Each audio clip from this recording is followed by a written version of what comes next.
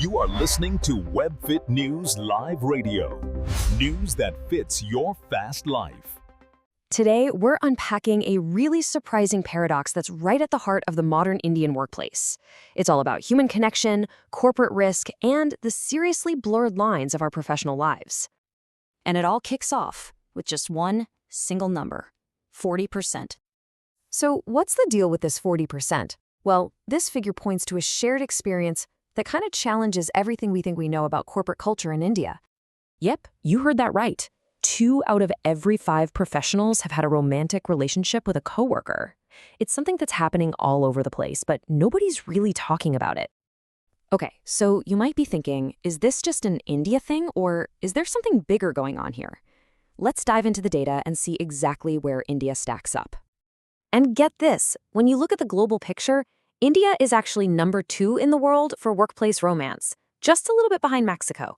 That's significantly ahead of Western countries like the US, the UK, and Canada, where the rate is sitting around 30%. And this isn't just a tiny gap, it's a huge cultural signal. So why the super high number in India? Well, it's not just about changing social attitudes.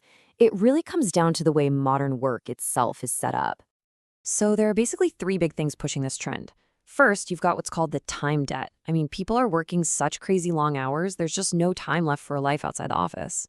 Second, the workplace is basically the new social spot, especially for young people who've moved to big cities for their jobs.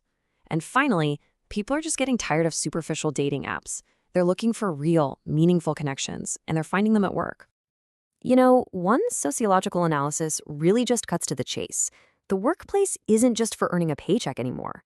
For a lot of people, it's the only place left to find that fundamental human connection that we all need. Okay, so these relationships are happening a lot. But, and this is a big but, the experience and more importantly, the risk, well, it's not the same for everyone. Not even close. There's a major split right down gender lines. So if you look at the numbers, men report being in office romances way more often than women do. We're talking 59% for men versus 41% for women. Now, that might mean men are initiating these more or maybe just admitting to them more. But the really interesting part isn't just who's involved, it's what they're afraid of. And this is where you really see the different stakes. For men, the number one fear is trouble at home, which, strongly suggests a lot of these are affairs. For women, though, it's all about their careers. They're worried about their reputation, their job, or getting into hot water with HR. And you know who's the most worried about all this? The youngest people in the workforce, Gen Z. A full 34% of them are scared of the career fallout, which tells you they're coming into the workplace already seeing the potential landmines. So all of this creates a huge headache for companies, right?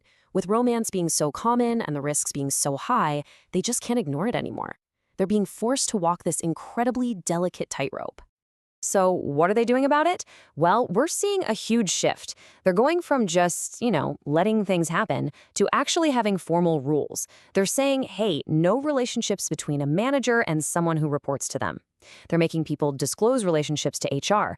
And a lot of times, they're even moving one person to a different team to avoid any conflicts. And some places are taking this to a whole new level with something called consensual relationship agreements, or as some people call them, love contracts. They're basically these documents where both people have to sign on the dotted line, confirming everything is consensual and that they know all the company rules. It's the company's way of protecting itself, right? From the start. And let's be clear, these rules aren't just about avoiding office gossip or making sure people get their work done. This is all about avoiding massive, expensive legal trouble. Because in India, the whole landscape is shaped by one major piece of legislation, the Prevention of Sexual Harassment Act, or the POSH Act. And this law has a really broad definition of harassment.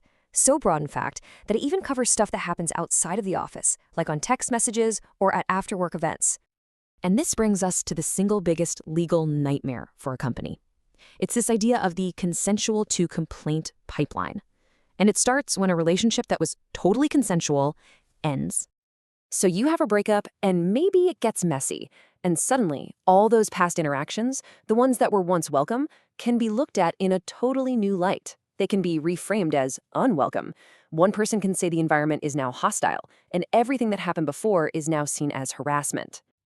And boom, Just like that, what was a personal issue is now a huge legal and financial problem for the company. And it's an even bigger deal if there was a power imbalance involved, like between a boss and a subordinate, because then the idea of consent itself gets really complicated.